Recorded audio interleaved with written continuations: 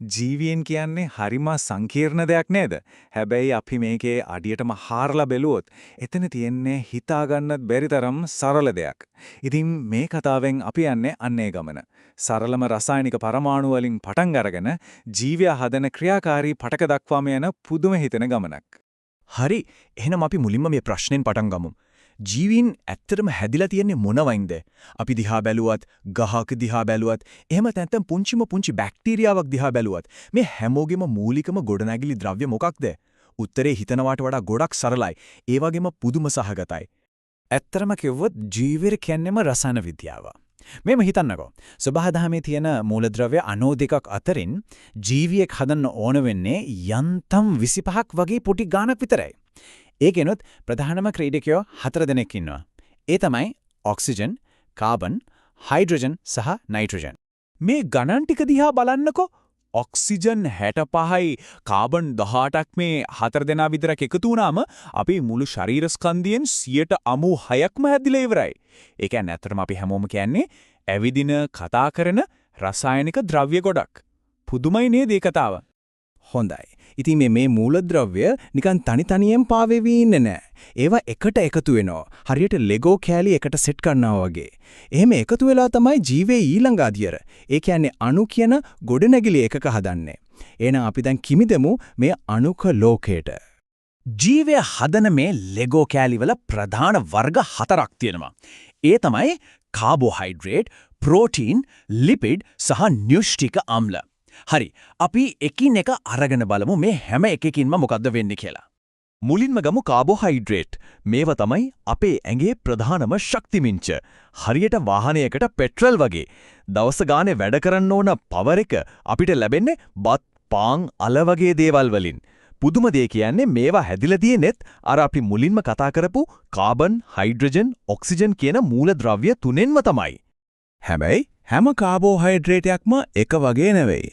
ඒවයේ සංකීර්ණකම අණුව, ඒ කියන්නේ අණු එකට බැඳිලා තියෙන විදිහේ හැටියට මේවා ප්‍රධාන කාණ්ඩ තුනකට බෙදන්න පුළුවන්. ඒ තමයි මොනෝසැකරයිඩ්, ඩයිසැකරයිඩ් සහ පොලිසැකරයිඩ්. සරලවම කිව්වොත් මෙහෙමයි. මොනෝසැකරයිඩ් කියන්නේ ග්ලූකෝස් වගේ තනි සීනි අණුවක්. හරියට මාළයක තියෙන එක පබළු ඇටයක් වගේ. මේවා අපිට ඉක්මන් ශක්තියක්, ක්ෂණික එනර්ජි බූස්ට් එකක් දෙනවා. අනිත් පැත්තෙන් පොලිසැකරයිඩ් කියන්නේ පිෂ්ඨය වගේ. අර පබළුවට දහස් ගණක් එකට එකතු වෙලා හැදුණු දිග මාලයක් වගේ. මේවා තමයි ශාක ශක්තිය ගබඩා කරන්නයි, තමන්ගේ ව්‍යුහයන් හදාගන්නයි පාවිච්චි කරන්නේ. හරි. ඊළඟට ප්‍රෝටීන්. මේ අය තමයි අපේ ශරීරයේ ජැක් ඔෆ් ඕල් ට්‍රේඩ්ස්ලා. හැම වැඩක්ම කරන බහුකාර්ය සේවකයෝ. හිතන්නකෝ හිසකැස් හදන කෙන්දලා ඇඟ ඇතුළ වෙන රසායනික ප්‍රතික්‍රියා වේගවත් කරන එන්සයිම වෙන එක, ලෙඩ වලින් අපිව බේරගන්න ප්‍රතිදේහ වෙන එක දක්වා මේවා නැතුව ජීවය කියලා දෙයක් නැහැ. ඇත්තලම මේවා කරන වැඩ ගණන් කරලා ඉවර කරන්න බෑ. ඊළඟට ලිපිඩ්. අපි මේවා මේද සහ තෙල් කියලාත් හඳුන්වනවා. මේ වගේ ප්‍රධානම ජොබ් එක තමයි දිගු කාලීනව ශක්තිය ගබඩා කරලා තියාගන්න එක. ඒ විතරක් නෙවෙයි අපේ ශරීරයේ තියෙන හැම සෛලියක් වටේම තියෙන ආරක්ෂිත පටලයේ ප්‍රධානම අංගයක් වෙන්නේ ලිපිඩ්. ඒ වගේම ඇඟේ උණුසුම තියාගන්න එක, ඇතුළේ තියෙන අයව පරිස්සම් කරන එකත් මේ අයගම වඩක්. හයි. එතකොට අපි දැන් මේ මූලික අණුක ලෙගෝ කෑලි ගැන කතා කළා. දැන් බලමු මේ කෑලි එකට එකලස් වෙලා ජීවියේ ඊළඟ මට්ටම, ඒ කියන්නේ සෛල සහ පටක හැදෙන්නේ කොහොමද කියලා. මෙතන තමයි නියම එකලස් කිරීම පටන් ගන්නෙ. අපි කලින් කතා කරපු අර කාබෝහයිඩ්‍රේට්, ප්‍රෝටීන, ලිපිඩ නිකම්ම මෙහෙ පාවෙවි ඉන්නේ නෑ. ඒවා හරියම සංවිධානාත්මකව එකට එකතු වෙනවා. එහෙම එකතු වෙලා තමයි ජීවයේ මූලිකම ඒකකය, පුංචි කර්මාන්ත ශාලාව, ඒ කියන්නේ සෛලය හැදෙන්නේ. කතාව එතනින් ඉවර වෙන්නෙත් නෑ.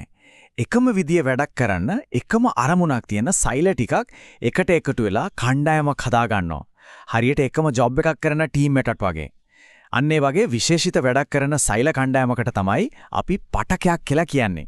දැන් අපි ශාක ලෝකෙට ගියොත් මේ පටක ප්‍රධාන වර්ග දෙකක් තියෙනවා. එකක් තමයි සරල පටක. මේවා හැදලා තියෙන්නේ එකම ජාතිය සෛල වලින් විතරයි. අනිත් වර්ගය තමයි සංකීර්ණ පටක. මේවා හැදලා තියෙන්නේ විවිධ වර්ගයේ සෛලයකට එකතු වෙලා. හරියට විවිධ හැකියාවන් තියෙන විශේෂඥ කණ්ඩායමක් එකට වැඩ කරනවා වගේ. හරි. දැන් ඔය කතාව ඇත්ත ශාකයකදී කොහොමද වෙන්නේ? මේ වර්ගීකරණයන් ක්‍රියාත්මක වෙන හැටි බලමුද? එහෙනම් අපි දැන් බලමු ශාකයක ඇත්තම ගොඩනැගිලි ද්‍රව්‍ය ගැන ටිකක් ගැඹුරින්. සරල පටකයකට නියමම උදාහරණයක් තමයි මෘදු ස්තරය. මෙයයි තමයි ශාකයේ වැඩකාරයෝ. තුනී බිත්ති තියෙන මේ ජීවි සෛල ටික එක පැත්තකින් ප්‍රභා සංශ්ලේෂණය කරලා කෑම හදනවා, අනිත් පැත්තෙන් පෝෂක ගබඩා කරලා තියාගන්නවා. වැඩ දෙකම කරනවා. හැබැයි ශාකයකට තව ලොකු ප්‍රශ්නයක් තියා විසඳගන්න. ඒ තමයි මුල් වලින් උරාගන්න වතුර කොළවලට ගෙනියන්නේ කොහොමද? ආයමත් කොළවල හදන කෑම මුළු ශාකයටම බෙදන්නේ කොහොමද? අන්න ඒ වගේ සංකීර්ණ ප්‍රවාහන වැඩකට විශේෂිත වුණු සංකීර්ණ පටක જાතියක් මොන වෙනවා. මේක තමයි විශේෂීකරණය කියන දෙයට තියෙන නියමම උදාහරණයක්. ශාකයේ ජලනල පද්ධතිය, ඒ කියන්නේ ප්ලම්බින් සිස්ටම් එක වගේ වැඩ කරන පටක දෙකක් තියෙනවා. ශෛලමය සහ ෆ්ලෝයමය. හරිම සරලයි. ශෛලමයෙන් මුල් වලින්දන් උඩට වතුර ගෙනියනවා. ෆ්ලෝයමයෙන් කොළවල හොදන කෑම ශාකය පුරාම බෙදා හරිනවා. එකක් වතුර, අනික කෑම. මේ දෙක අතරේ තව සියුම් ඒත් හරිම වැදගත් වෙනස්කම් ටිකක් තියෙනවා. ශෛලමය කියන්නේ හරියට one way පාරක් වගේ. වතුර ගෙනියන්නේ උඩට විතරයි. ඒ වෙලෙට හරියන්න ඒකේ සෛල හිස් බට බවට පත් වෙලා මිය ගිහින්. හැබැයි ෆ්ලෝයමය කියන්නේ එහෙම නෙවෙයි. ඒක නගරයක තියෙන පාරවල් ජාලයක් වගේ. කෑම ඕනම පැත්තකට යවන්න පුළුවන්. ඉතින් ඒ වෙලෙට ඒකේ සෛල ජීවීව තියෙන්නම ඕනි. ඉතින් අපි ආපු ගමන දිහා ආයමත් බලන්න. අපි පටන් ගත්තේ ඔක්සිජන්, කාබන් වගේ හරිම සරල මූලද්‍රව්‍ය වලින්. ඒවා එකතු වෙලා අණු හැදුනා. ඒ අණු එකතු වෙලා සෛල හැදුනා. අන්තිමට ඒ සෛල එකතු වෙලා ශාකයකට වතුර ගෙනියන්න කෑම හදන සංකීර්ණ පටක බවට පත් වුණා. මේක තමයි කතාව. හරිම සරල දෙයකින් පටන් ගන්න හිතාගන්න බැරි තරම් සංකීර්ණ දෙයක් ගොඩනැගෙන විදිය ඇත්තටම පුදුම සාගතයි. මේ මුළු කතාවම එක වාක්‍යකින් කිව්වොත් සබාදහම අපේ වටේ ඕනතරම් තියෙන සරල මූලද්‍රව්‍ය 14ක් විතරක් අරගෙන ජීවය කියන මේ අතිශය සංකීර්ණ පුදුමයිතන තරම් විචිත්‍රවත් නිර්මාණය ගොඩනැගලා තියෙනවා. ඉතින් අවසාන වශයෙන් හිතන්නට දෙයක් ඉතුරු කරලා යන්නම්. ජීවය විතරක්ම නෙවෙයි. මේ මුළු විශ්වයේම තව මොන වගේ දවන්ත සංකීර්ණ දේවල් සමහර විට මන්දාකිනි පවා මේ වගේම සරල මූලික නීති කිහිපයක් උඩ ගොඩනැගිලා ඇති කියලාද හිතෙන්නේ?